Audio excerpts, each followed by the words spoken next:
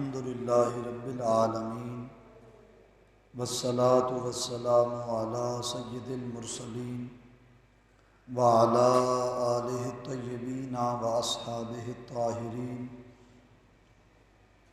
اما بعد فاعوذ باللہ من الشیطان الرجیم بسم اللہ الرحمن الرحیم فمن يرد الله أن يهديه يشرح صدره للإسلام ومن يرد أن يضله يجعل صدره ضيقا حرجا كأنما يصعد في السماء كذلك يجعل الله الرجس على الذين لا يؤمنون وهذا صراط ربك مستقيما قد فصلنا الآیات لقوم یذکرون لهم دار السلام عند ربهم وهو وليهم بما كانوا يعملون صدق اللہ مولانا العظیم ان اللہ وملائکتہ یصلون علی النبی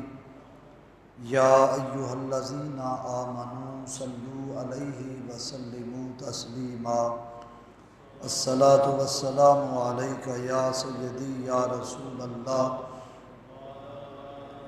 وعلی آلک وصحابک یا حبیب اللہ الصلاۃ والسلام علیک یا سیدی یا خاتم الانبیاء وعلی آلک وصحابک یا حبیب الکبریاء۔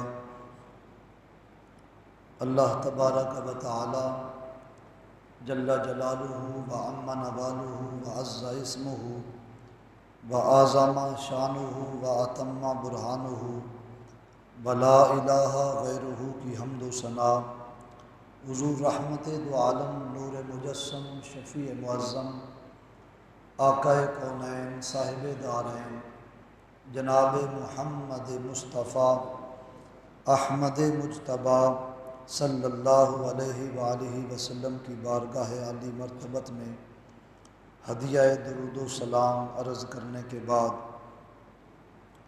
اللہ رب العزت کی توفیق سے سورہ الانعام 8واں پارہ 125، 26 اور 127 ان آیات کو تلاوت کیا گیا ہے۔ ان آیات میں خلاصتاً جو مضمون بیان ہوا ہے وہ ہے انشراح صدر اور تنگی دل، پھر ان کے اسباب بیان کیے گئے کہ انشراح صدر سینے کا کھلا ہونا، دل کے اندر کل کائنات کے سمندر سمو جانا، اس کو انشراح صدر کہتے ہیں، اور تنگی دل کے معمولی سی بات بھی دل پر گراں گزرنا، ان دو چیزوں کو بیان کیا گیا۔ پھر ان کے اسباب بیان ہوئے کہ انشراح صدر کس طرح نصیب ہوتا ہے اور دل میں تنگی کے کون کون کے اسباب ہیں۔ بڑی گہرائی ہے آج کی اس تفسیر میں۔ ہم دعا کرتے ہیں کہ مالک اس تفسیر کا فیضان ہمیں عطا فرمائے اور ہمیں ان بندوں میں شامل کر لے کہ جن کو اللہ نے انشراح صدر کے لیے ازل سے منتخب فرما دیا۔ پچھلی آیت کریمہ میں حضور نبی پاک علیہ السلام کی رسالت اور آپ سے پہلے آنے والے تمام انبیاء مرسلین ان کی رسالت کو بیان کیا گیا۔ حضرت سیدنا عبداللہ بن مسعود رضی اللہ تعالی عنہ روایت کرتے ہیں کہ نبی پاک علیہ السلام نے ہمیں خود اس آیت پاک کی تفسیر سمجھائی کہ اللہ کریم فرماتا ہے اللہ اعلم حیث یجعل رسالتہ، کہ اللہ خوب بہتر جانتا ہے کہ اس نے منصب رسالت کہاں رکھنا ہے۔ اللہ سے زیادہ کوئی نہیں جانتا کہ کس قوم کے لیے کس رسول کی ضرورت ہے اور کس علاقے کے لیے کون سے نبی میں بھیجوں بنا کے نبوت دے کے، تو وہ قوم ان کے لیے خیر خواہی کے راستے تلاش کرے اور ان کی تبلیغ کو مان لے اور ان کا لایا ہوا حکم اس کو قبول کر کے اپنے آپ کو جنتی بنا لے۔ حضور نبی پاک علیہ السلام، آپ کی رسالت بھی سب سے بڑی ہے اور آپ کی امت بھی سب سے زیادہ ہے۔ رسالت کا زمانہ بھی سب سے زیادہ اور امت کی تعداد بھی سب سے زیادہ، لیکن اس کے برعکس اگر دیکھا جائے عمر ظاہری طور پہ 63 سال ہے، 63 سالوں میں 40 سال چپ کا روزہ ہے، 23 سالوں میں 13 سال وہ ہیں جو ابتلاء و آزمائش کے ہیں، کل عمر اوسطاً 10 سال بنتی ہے، اور 10 سال وہ نبوت کی ابلاغ کا زمانہ ہے، لیکن دین مصطفیٰ زمین کی تہ تک بھی پہنچا دیا ہے، آسمان کی بلندیوں تک بھی پہنچا دیا ہے۔ 10 سالہ زمانے میں کملی والے آقا نے اشاعت اسلام کے وہ کام کر دیے کہ قیامت تک آپ کی امت ہے، سسٹم ایسا بن گیا کہ حضور کا فرمان عالی شان آج بھی ذہنوں میں دلوں میں منتقل ہو رہا ہے، قیامت تک یہ سلسلہ ہوتا رہے گا۔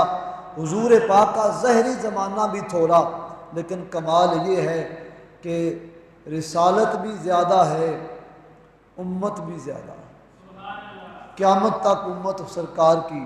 کئی بار میں حدیث بیان کر چکا ہوں، حضور پاک علیہ السلام نے فرمایا جنتی لوگ جنہوں نے نبیوں کو مانا ہوگا ان کی صف بندی کی جائے گی تو سارے جنتی آدم علیہ السلام سے لے کے میری امت تک سب کی صفوں کو جب بنایا جائے گا تو 120 صفیں بنے گی سارے جنتیوں کی۔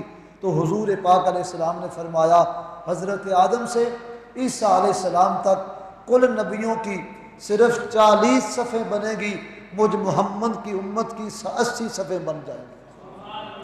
اتنی بڑی تعداد حضور کی امت کی، اور فرمایا کہ اللہ بہتر جانتا ہے کہ اس نے رسول رسالت کے لیے نبوت نبی کے لیے منتخب کیا ہے، نبی کو رسول کو۔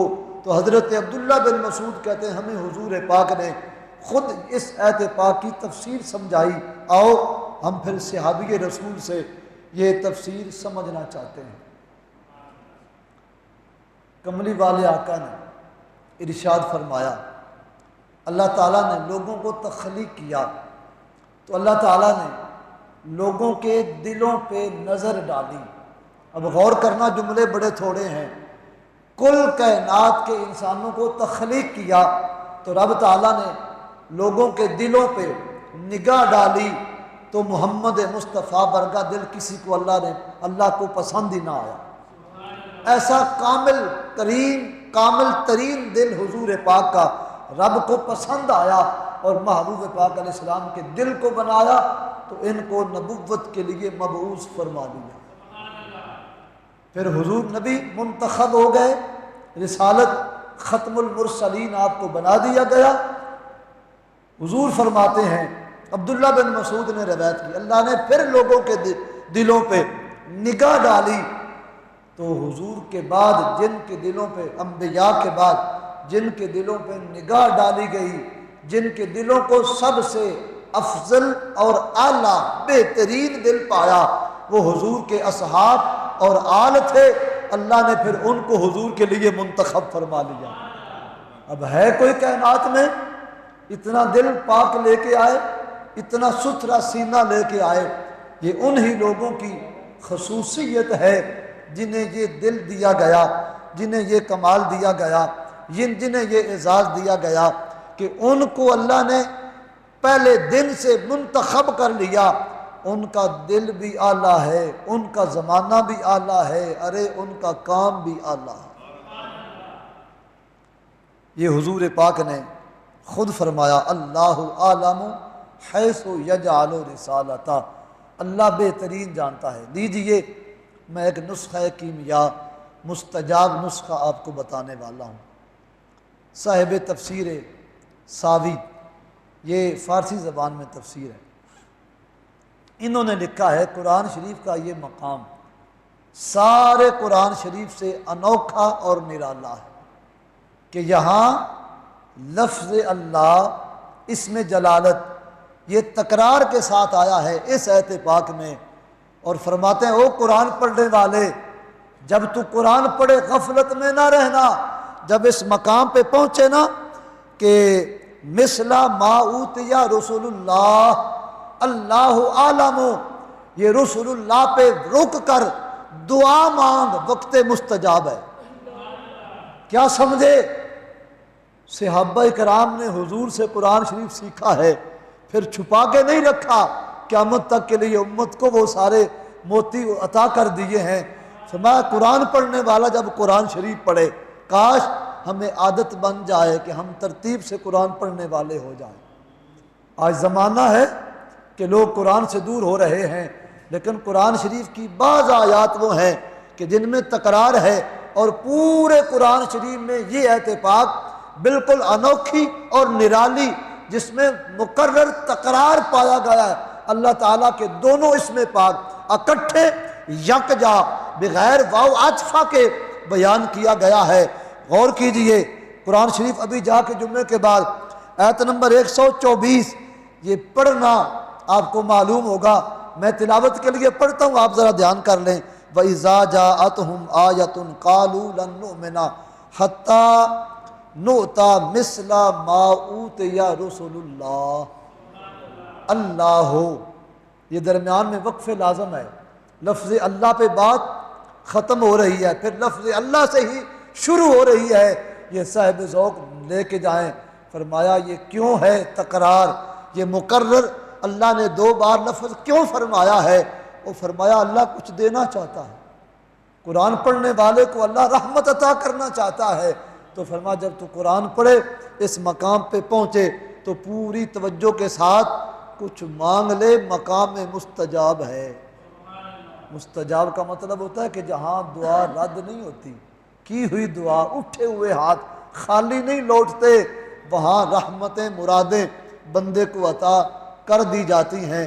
لیجئے یہ تو اتفاقیہ تحفہ ذہن میں آ گیا، میں نے کہا چلو بیماری کے بعد آپ کو یہ عطا کر دیا جائے، وگرنہ یہ چیزیں ہم چھپا بھی سکتے ہیں کہ چلو اپنے واسطے ہی داخل ہو جی، لیکن یہ انصاف کی شرط نہیں، یہاں بیٹھنے سے پھر انصاف جی، جو خیر خواہی میں اپنے لیے چاہوں، میرا دل کرتا ہے وہ آپ کو بھی مل جائے، ہمارا کون سا کوئی نقصان ہونا ہے، اگر آپ عمل کر لیں گے تو کوئی فائدہ ہی بھلا ہی ہو جائے گا۔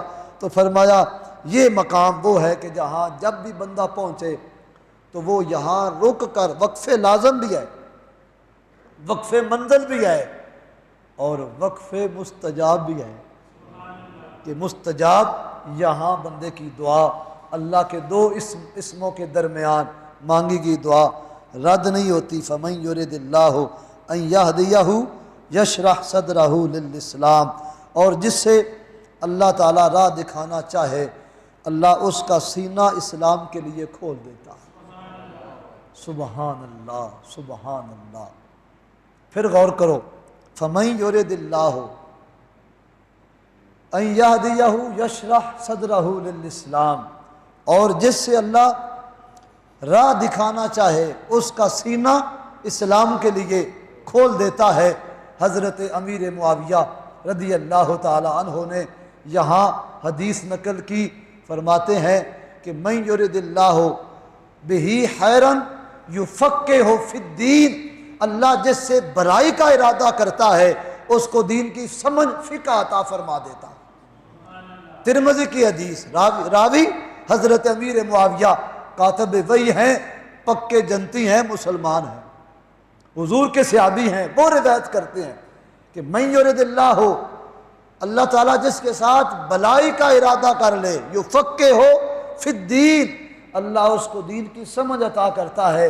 رب فرماتا ہے فَمَن يُرِدِ اللَّهُ أَن يَهْدِيَهُ يَشْرَحْ صَدْرَهُ لِلْإِسْلَامِ، اللہ جس کو راہ دکھانا چاہے اس کے سینے کو کھلا کر دیتا۔ اس سے کیا مراد ہے کہ سینہ کھلا کوئی 4 فٹ کا ہو جاتا ہے؟ سینہ وہی رہتا ہے جو بندے کا ہے، اس سے کھلنا مراد کوئی اور ہے۔ اب وہ مراد ہم آگے تفسیر میں بیان کریں گے۔ تو فرمایا وَمَن يُرِدِ اللَّهُ وَمَن يُرِدْ أَن يُضِلَّهُ يَجْعَلْ صَدْرَهُ ضَيِّقًا حَرَجًا كَأَنَّمَا يَصَّعَّدُ فِي السَّمَاءِ، اور جسے اللہ گمراہ کرنا چاہے اس کا سینہ تنگ کر دیتا ہے، اس کا سینہ تنگ کر دیتا ہے۔ اور فرمایا گویا کہ کسی کو کہا جائے کہ وہ آسمان پر چڑھے، جتنا آسمان پر چڑھنا دشوار ہے اس سے کہیں تنگ سینے والے بندے کو دین کی بات سننا مشکل بن جاتی ہے۔ غور کرنا کبھی تنہائی میں بیٹھ کے، کأنما یصعد فی السماء، جیسے کسی کو زبردستی کہا جائے کہ چڑھ آسمان کی طرف۔ ہے کوئی بندہ جو آسمان کی طرف چڑھے؟ کوئی نہیں چڑھ سکتا۔ کیوں؟ اسباب ہی نہیں ہے، ہماری پاور ہی نہیں ہے ہم آسمان کی طرف چڑھے۔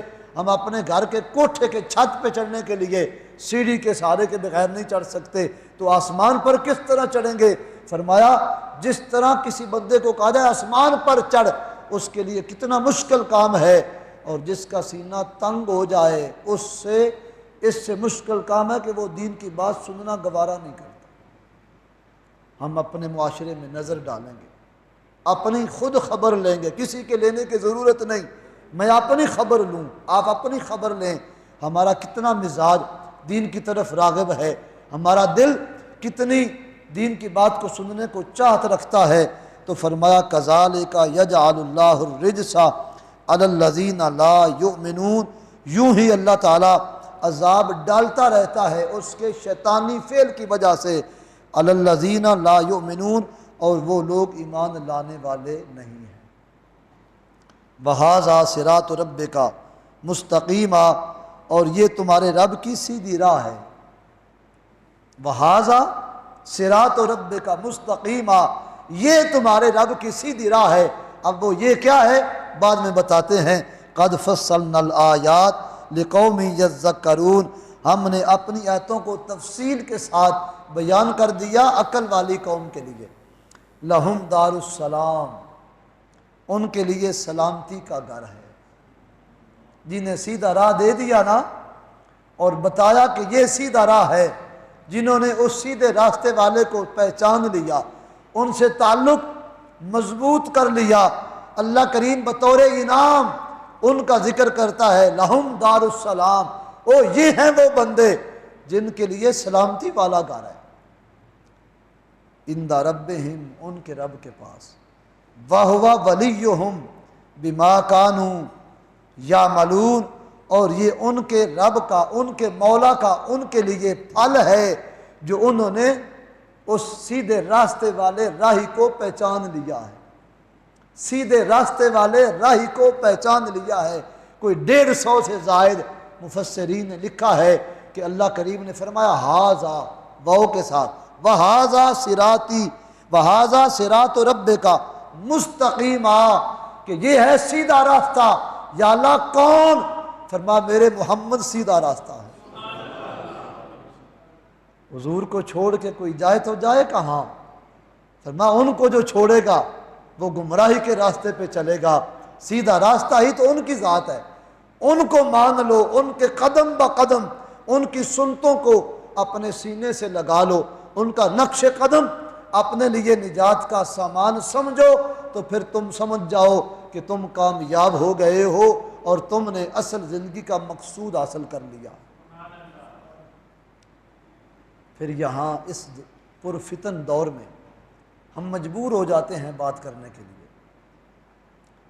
قرآن شریف میں اللہ تعالیٰ نے حضور محمد مصطفیٰ صلی اللہ علیہ وسلم کو سیدھا راستہ بتایا، اور آج کل کئی لوگ دین میں راستہ تلاش کرتے ہوئے پیر کی پیروی کرتے ہیں کہ جو ہمارا پیر کہے وہ ہمارے لیے سیدھا راستہ ہے۔ نہیں صاحب، اگر تیرا پیر شریعت کے خلاف بولے تو وہ راستہ سیدھا نہیں، وہ شیطانی راستہ ہے۔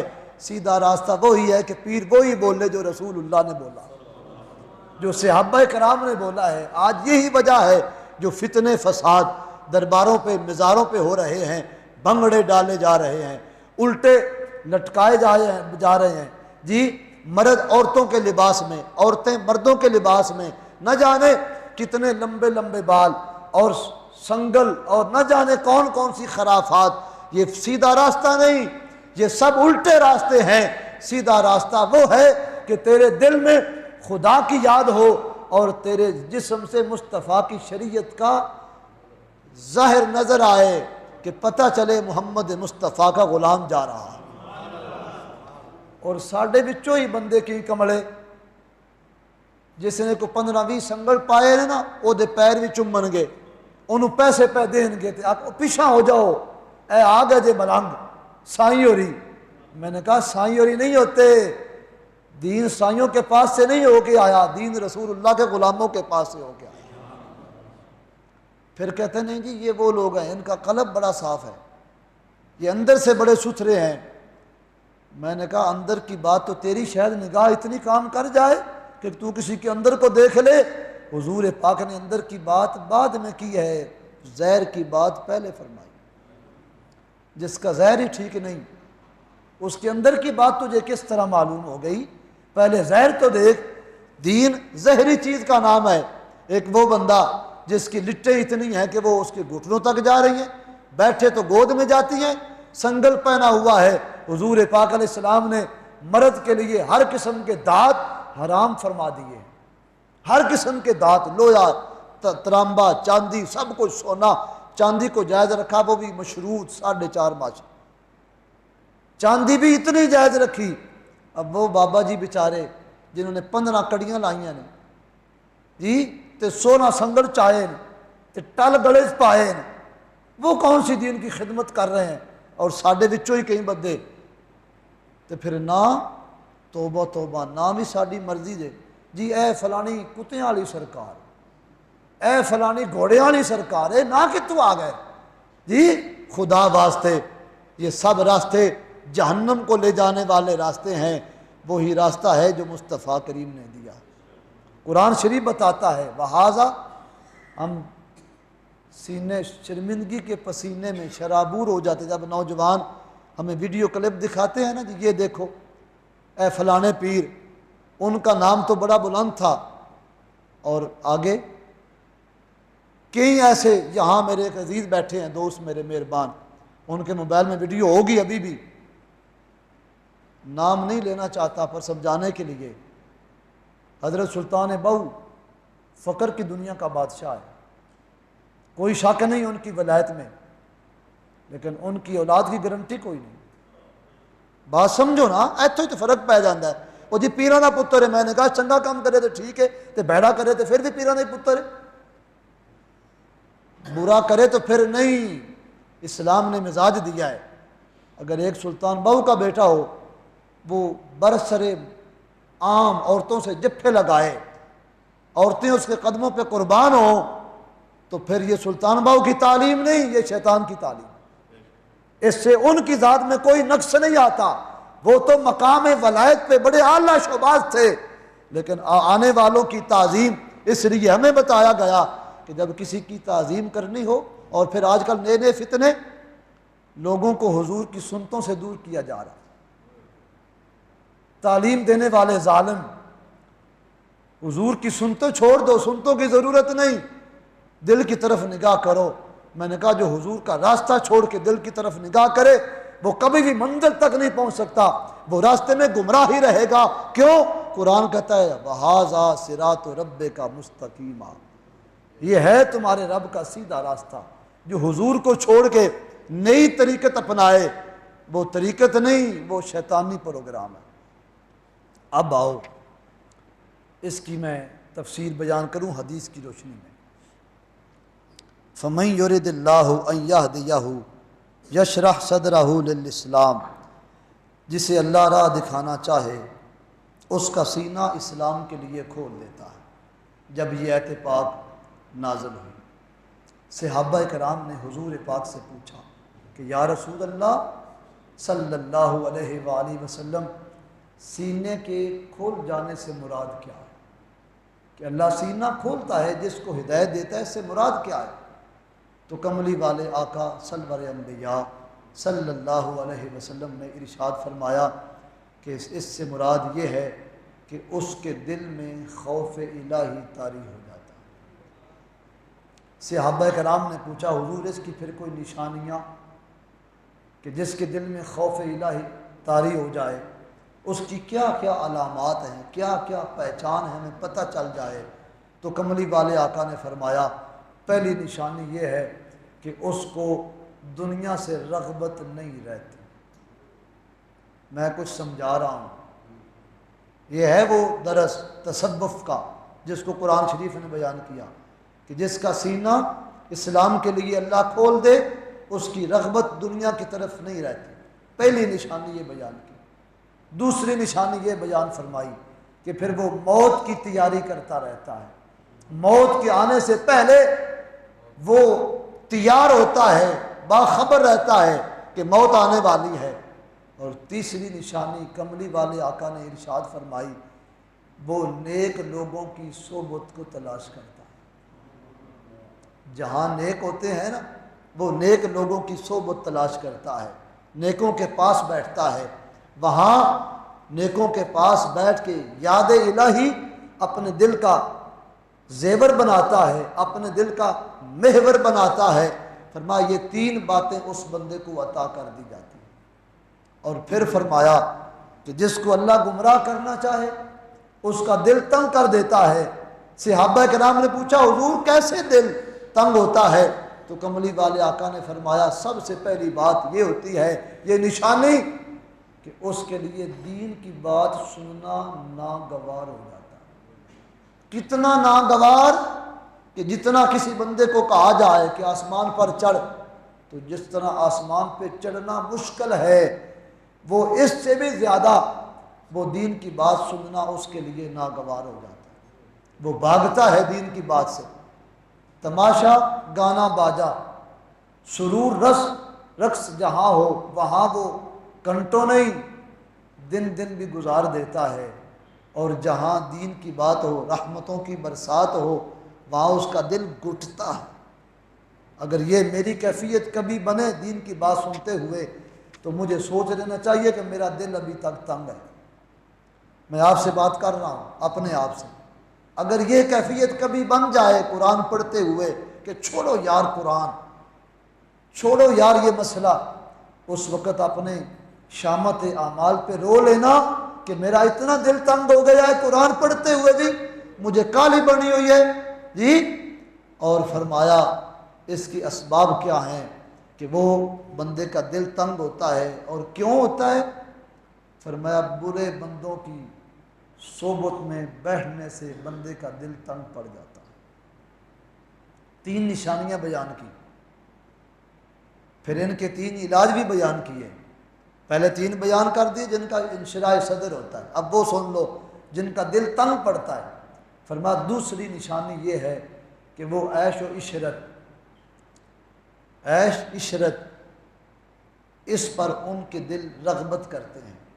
دین کے نام پہ پیسہ دینا ہو تو ان کو موت نظر آتی ہے جی، کنجران دینا ہوئے تو دل کھول کے سمجھ آئیے۔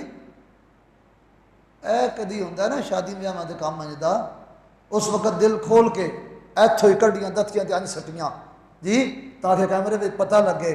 فرمایا جب یہ کیفیت ہو تو پھر سمجھ لے تیرا دل رب نے تنگ کر دیا۔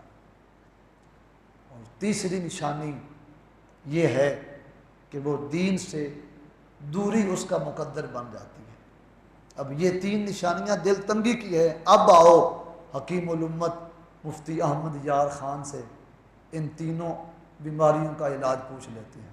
تفسیروں سے مفتی احمد یار خان ہمارے قریب آ گئے تو کہا چلو یہ علاج بھی بتا دو کہ شاید اس علاج کے کرنے سے کسی کا سینہ انشراح صدر میں بدل جائے۔ تو فرمایا سب سے پہلی نشانی علاج یہ ہے انشراح صدر حاصل کرنے کا کہ بندہ نماز کی پابندی کرے، نماز کی پابندی کرے۔ نماز سے پہلے تو وضو کرے گا نا، تو تب نماز پڑھے گا۔ نماز کی پابندی کرنے سے انشراح صدر عطا ہوتا ہے۔ اور دوسری، تلاوت قرآن کرے، سینہ کھلتا ہے۔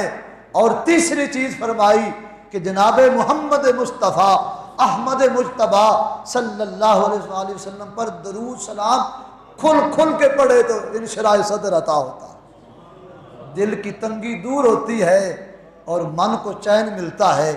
پر نماز، قرآن اور پھر درود و سلام ہے، یہ سب کچھ کرے تو یہ 3 علاج ہیں۔ پہلے 3 وجہ ہیں دل کے کھلنے کی نشانیاں، اور 3 وہ نشانیاں ہیں۔ اب ہم فیصلہ کر سکتے ہیں کہ میرا قلبی رجحان اگر برے لوگوں کی طرف جھکا ہوا ہے تو مجھے اپنا علاج کر لینا چاہیے۔ اگر کسی وجہ سے کبھی بامر مجبوری کسی ایسی بری جگہ پر میں پہنچ گیا ہوں جہاں برائی کا مرکز، برائی ناچتی ہوئی نظر آتی ہے، تو اس وقت بھی تیرے دل کا قلبی میلان وہ نیکی کی طرف ہے، اور تیرے دل سے یہ بات اٹھ رہی ہے، یار میں کتنے پھنس گیا، کیڑی مصیبت نہ میں آ گیا، میں تو نہ آندہ۔ اگر اس طرح کی باتیں تیرے دل سے نکلیں تو قرآن شریف بتاتا ہے پھر تجھ پہ اللہ کی رحمت کا بھی ہو رہا ہے۔ تو سمجھ لے کہ رب نے مجھے اپنے بندوں میں شامل کر رکھا ہے۔ اگر تیرا یہ دل کرے ٹھیک ہے جی موج لگی ہے، 5 منٹ اور ہو جائے تماشا، سمجھ آ رہی ہے نا کہ 5 منٹ نہیں 10 منٹ اور بج جائے ڈھول دھمکا گڑولیاں، تو پھر تو سمجھ لے کہ اللہ نے تیرے سینے کو تنگ کر دیا۔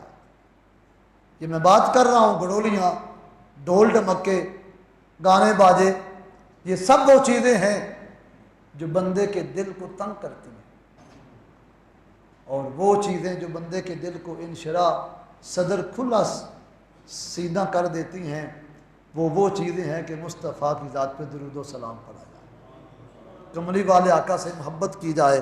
تو فرمایا بہذا صراط ربک مستقیما، یہ تمہارے رب کی طرف سے سیدھی راہ ہے، اور سیدھی راہ سے مراد حضور کملی والے آقا جناب محمد مصطفیٰ صلی اللہ علیہ وآلہ وسلم کا انما حرجن کا انما یصعد فی السماء۔ بس یہ اس جملے کی تفسیر سن لو۔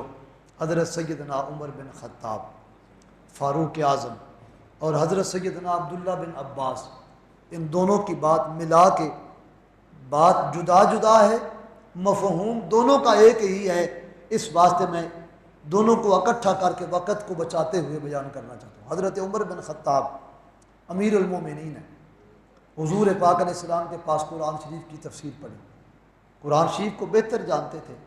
آج بنی قلب ایک قبیلہ ہے حضرت اسماعیل علیہ السلام کے خاندان سے، وہ دیہات کے رہنے والے آج مدینہ شریف میں آئے۔ حضرت عمر بن خطاب نے اس قبیلے کے ایک آدمی جو عمر میں زیادہ عمر رسیدہ تھے، ان کو کہا کہ مجھے قرآن شریف کی ایک آیت سمجھ نہیں آ رہی اور میں سمجھنا چاہتا ہوں، تم مجھے بتاؤ کہ حرجن تمہاری بولی میں کس کو کہا جاتا ہے؟ انہوں نے کہا اے امیر المومنین، حرج ہماری بولی میں دیہات پینڈو دیسی زبان میں اس درخت کو کہا جاتا ہے جہاں ذخیرہ ہو اور گھنا ذخیرہ ہو، اس کے درمیان میں سب سے جو سنٹر میں درخت ہوتا ہے جس تک نہ کوئی جانور پہنچ سکے، نہ کوئی مالی پہنچ سکے، نہ کوئی اس کی شاخیں اتارنے والا پہنچ سکے، اس کو ہم اپنی دیسی بولی میں خارج کہتے ہیں۔ حضرت عمر بن خطاب نے کہا صدقتا یا رسول اللہ، کملی والے ہو تم نے آسان مثال کر کے دین سمجھا دیا۔ فرمایا اس کا مطلب یہ ہے کہ جس کے دل کو اللہ خرج تنگ کر دے، یعنی اس کے دل میں نفاق بھر دے، اس کی مثال اس درخت کی طرح ہے کہ جو اتنے درختوں کے درمیان میں گرا ہوا ہے کہ ہدایت وہاں بھیجنا چاہیں تب بھی نہ پہنچ سکے۔ بات سمجھ آئی؟ یہ 2 صحابی کے میں نے تفسیر بیان کی ہے، وہ کہتے ہیں وہ اس بندے کا دل پھر اس طرح ہو جاتا ہے، پھر وہ مخالفت پہ مخالفت، بدتمیزی پہ بدتمیزی، گستاخی پہ گستاخی، پھر نہ وہ شرم نبی نہ خوف خدا، یہ بھی نہیں وہ بھی نہیں جی، پھر اس کو پتہ نہیں چلتا میں نے کیا کہنا ہے۔ جب وہ تیری کیفیت بن جائے پھر تو سمجھ لے کہ تیرے لیے جنت کے سارے راستے بند کر دیے گئے ہیں، اور جہنم کا ایک ہی راستہ تیرے لیے کھلا ہے۔ تو صاحب ابھی دروازہ کھلا ہے جنت کا، میں مشورہ دینا چاہوں گا، دڑے پالٹی کے بغیر اپنے دل کو ٹٹول، عقلیاں بہ کے سوچ، اپنے دل کا قلبی میلان معلوم کر۔ اگر تیرے دل میں دین کی تنگی کا ایک ذرہ رائی کے دانے کے برابر بھی پہلو ہے تو خدا واسطے آج توبہ کر کے محمد مصطفیٰ کی محبت کا چراغ اپنے دل میں جلا لے، اور پھر حال یہ ہوگا کہ وہ چراغ جو یہاں جلا ہے وہ قبر میں بھی جلتا ہوا نظر آئے گا۔ اللہ پاک اپنے حبیب کی غلامی عطا فرمائے۔